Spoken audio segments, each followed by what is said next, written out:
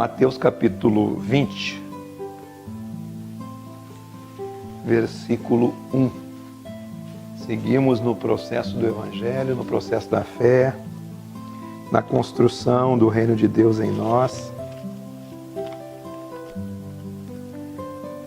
no aprofundamento da graça de Deus. A propósito, você sabe o que é graça? Favor não merecido, favor imerecido. A graça nenhum de nós merece. Mas por isso que é graça. Senão seria pago, né? Seria por mérito. Se fosse por mérito, não seria graça. E quem não está na graça está em desgraça, realmente, sem graça. E é sem graça. Pessoa totalmente sem graça, quem não está na graça. A graça de Deus é algo real.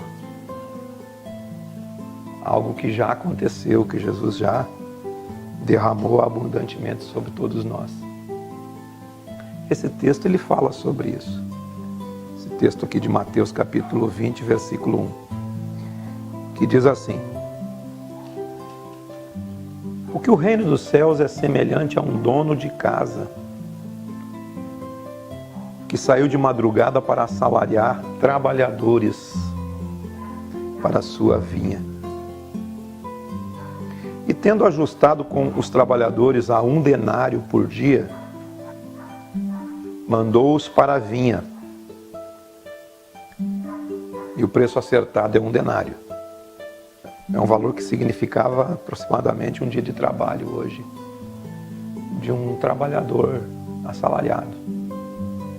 Saindo pela 3ª hora, viu na praça outros que estavam desocupados. Já tinha assalariado os primeiros a 1 denário. E disse para esses outros que ele encontrou na 3ª hora, possivelmente 3ª hora fosse 9 horas da manhã, 1ª hora 6 horas. E disse-lhes: ide vós também para a minha vinha e vos darei o que for justo. Eles foram. Tendo saído outra vez perto da hora 6ª e da hora 9ª, procedeu da mesma forma. E saindo por volta da hora 1/10, encontrou outros que estavam desocupados e perguntou-lhes: por que estivestes aqui desocupados o dia inteiro? Você vê, já era na tardinha, já lá pelas 5 da tarde. Estiveram desocupados o dia todo. Responderam-lhe: porque ninguém nos contratou antes. Então lhes disse: ide também vós para a minha vinha e trabalhe na minha vinha. Ao cair a tarde, disse o senhor da vinha ao seu administrador: chama-os, aqueles trabalhadores, e paga-lhes o salário, começando pelos últimos, indo até os primeiros. Os últimos, vocês viram que são os que foram assalariados de tardinha, trabalharam só um pouquinho, né? Vindo os da hora 1/10, recebeu cada um deles 1 denário. O mesmo salário daqueles que começaram a trabalhar cedo da manhã. Era de tardinha.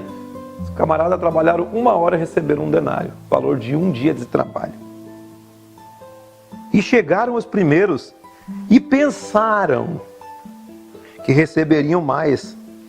Porém, também estes receberam 1 denário cada um. Mas, tendo recebido, murmuravam contra o dono da casa, dizendo: estes últimos trabalharam apenas 1 hora. Contudo, os igualaste a nós, que suportamos a fadiga e o calor do dia. Mas o proprietário, respondendo, disse a um deles: amigo, não te faço injustiça. Eu não combinei contigo a 1 denário? Não era o preço que você tinha que receber? Toma o que é teu e vai-te. Pois se eu quero dar a este último tanto quanto a ti, porventura não me é lícito fazer o que quero do que é meu? Ou são maus aos teus olhos porque eu sou bom? Assim os últimos serão os primeiros, e os primeiros serão os últimos. Porque muitos são os chamados, mas poucos os escolhidos. Sempre quando se fala nesse texto, a gente já vai para aquela ideia religiosa. Aquela ideia religiosa que a gente aprendeu. E esse versículo está na ponta da nossa língua. É verdade ou não é? Não, muitos são chamados, mas poucos os escolhidos. Dá uma ideia de presunção de que somos melhores do que os outros. E que somos pertencentes a uma classe privilegiada. Porque fomos contratados primeiro. Recebemos a garantia, que é o Espírito Santo, amém? De que vamos chegar no fim e vamos ser recompensados. A graça de Deus está sobre nós. Essa classe tem uma presunção de que a salvação é só para esse grupo. Porque esse grupo chegou primeiro e fez todo o trabalho. A religião tem essa presunção. A presunção de que foram confiados os oráculos, foram confiados todas as coisas na mão da religião. Quando Jesus se refere aqui nessa parábola, que os últimos serão os primeiros e os primeiros serão os últimos, ele na verdade ele está falando da graça de Deus. A graça de Deus, ela atinge todas as pessoas.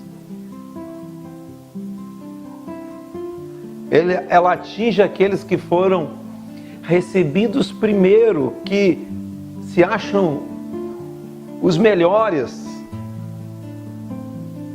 porque aprenderam, receberam primeiro, porque eles são da linhagem do Messias, que eles creem no Messias, que eles creem em Jesus.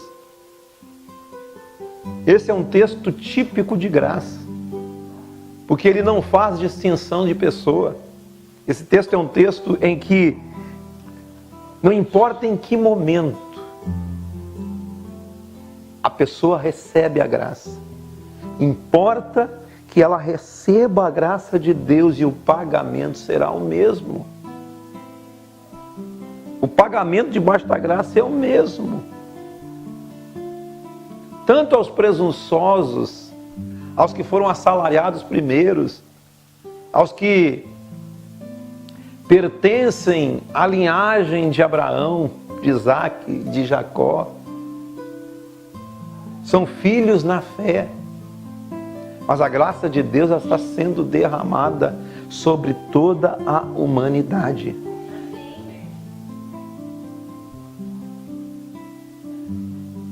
E sendo derramada essa graça sobre toda a humanidade, ela pode atingir qualquer pessoa. Seja ela da linhagem de Abraão, ou seja ela de qualquer tipo de pedigree. Não existe um pedigree cristão, ou evangélico, ou católico, ou qualquer outro tipo de credo religioso, ou até mesmo sem credo religioso. Não existe um pedigree para que você seja contado entre aqueles que estão debaixo da graça. O apóstolo Paulo, escrevendo a Tito, ele diz assim: a graça de Deus se há manifestada, trazendo salvação a todos os homens. Eu não estou dizendo que todos os homens serão salvos, mas todos aqueles que receberem a graça, eles estão dentro da salvação. Não importa o pedigree. Os que receberem a graça. Mas que graça é essa?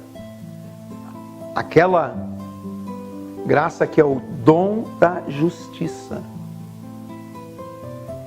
A palavra de Deus diz que aqueles que recebem a abundância de graça e o dom da justiça, estes reinarão em vida por intermédio de Jesus Cristo. Ou você é daqueles que acha que Jesus, ele só vai alcançar aqueles que o aceitarem como Salvador. E aqueles que nunca ouvirão falar de Jesus. Ou você acha que o fim dos tempos se dará apenas quando todos saberem de Jesus e tiverem que aceitar Jesus como Salvador? Porque o Jesus que você tem que aceitar como Salvador é o Jesus da linhagem de Abraão.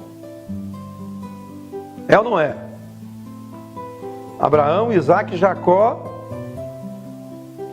Judá e toda a linhagem até chegar em Jesus. Mas a Bíblia fala de um sacerdote eterno, em que Abraão se aproximou dele e lhe ofereceu o dízimo dos despojos de guerra. E esse sacerdote que apareceu para Abraão lhe trouxe pão e vinho, sendo uma simbologia daquela ceia que viria depois, sendo uma simbologia da verdadeira comida e da verdadeira bebida, sendo uma simbologia do Messias que viria e morreria na cruz, derramaria seu sangue, seu corpo seria rasgado na cruz. Então esse Abraão veio e ofereceu para aquele sumo sacerdote que não tinha princípio de dias, não tinha fim de existência, não tinha genealogia, nada se falava a respeito dele, contudo ele é tido como um sacerdote do Deus Altíssimo. E lá em Hebreus, ele fala que Jesus foi tido como sacerdote eterno segundo a ordem de Melquisedeque. A ordem de Melquisedeque é uma ordem eterna.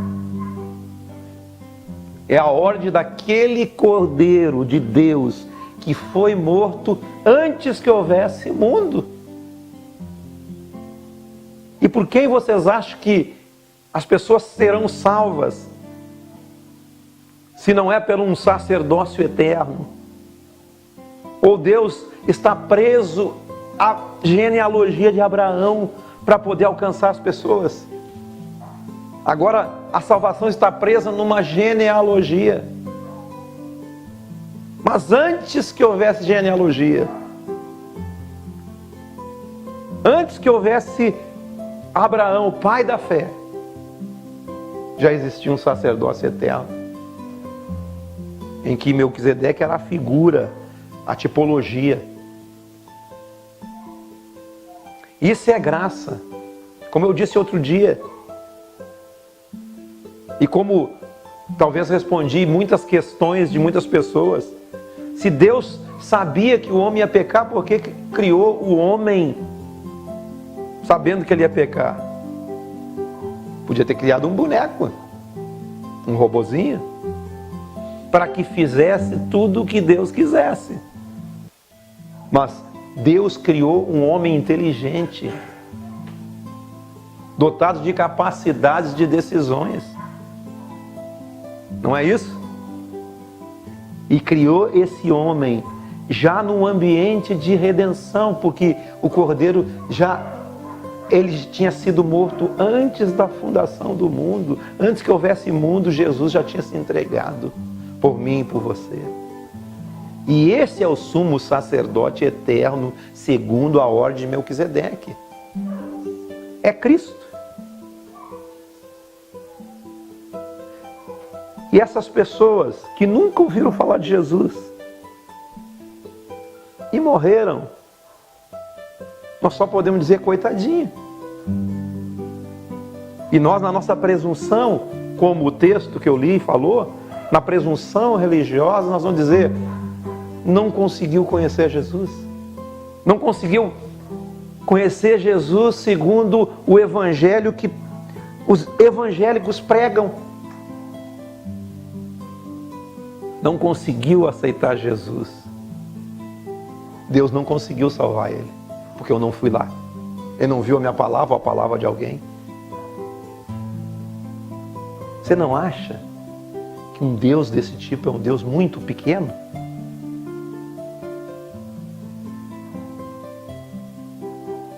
Um Deus que não consegue salvar uma pessoa se eu não for?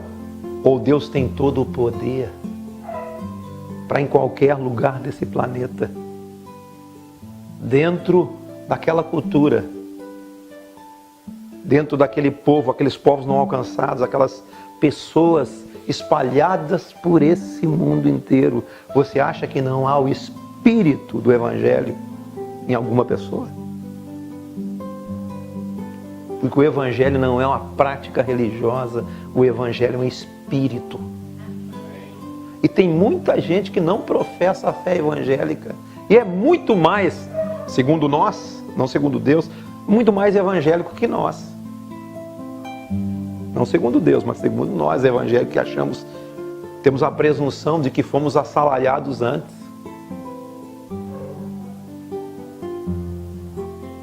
Tem um texto no livro de Apocalipse, que João viu uma multidão de pessoas vestidas de branco, mas com as suas vestes salpicadas pelo sangue do Cordeiro.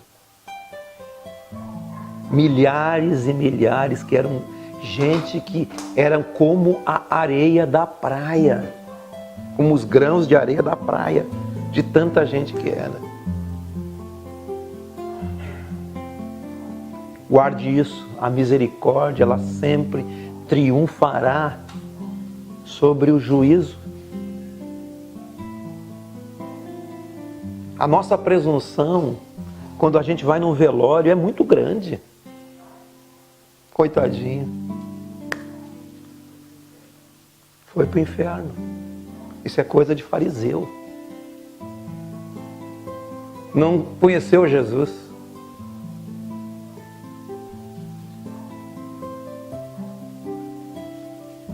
Coitadinho do ladrão da cruz. Não deu tempo nem de batizar para ser salvo, para pertencer à igreja.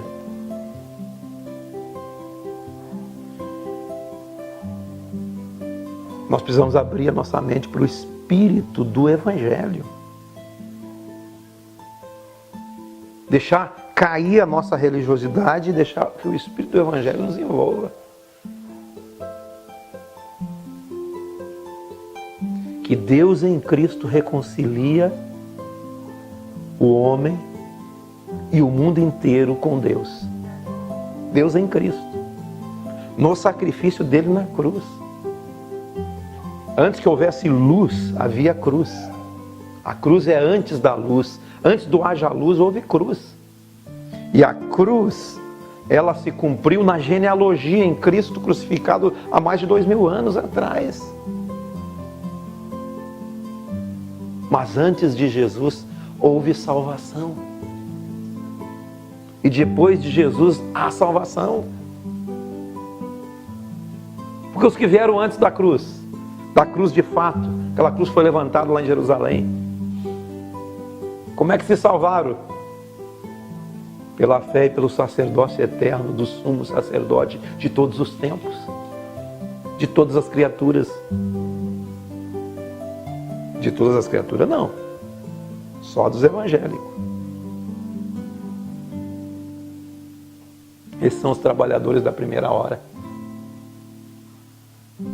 Que quando receber o salário vão ver assentados com Abraão, com Isaac, Jacó, as meretrizes, as prostitutas, os publicanos, os pecadores. Não é isso que Jesus falou? E muitos filhos do reino ficarão de fora, e a Bíblia diz. Porque a graça, ela paga o mesmo salário para todo mundo. A graça, todo mundo recebe e todo mundo é salvo por essa graça. É tomado por essa graça. Como disse antes, nem todos serão salvos, mas quem receber a graça será salvo. Porque pela graça sois salvos. E isso não vem de vós. É dom de Deus. A graça é um dom. A graça é um dom. Aqueles que recebem a abundância da graça e o dom da justiça reinarão em vida por meio de Cristo. Tem muitos filhos do reino que não sabem o que é reinar em vida. Porque receberam uma graça que não é de graça. Receberam uma graça que tem que ser paga. Com força do braço, com dinheiro, com regras, com favores, com sacrifício. Mas a graça será manifestada a todos os homens, os que viram a cruz e os que não viram a cruz, a graça de Deus será manifestada. E quem é a graça de Deus, afinal? Não é Jesus? A graça será manifestada, trazendo salvação a todos. A todos. Os que recebem esse dom da justiça são justificados por meio de Cristo.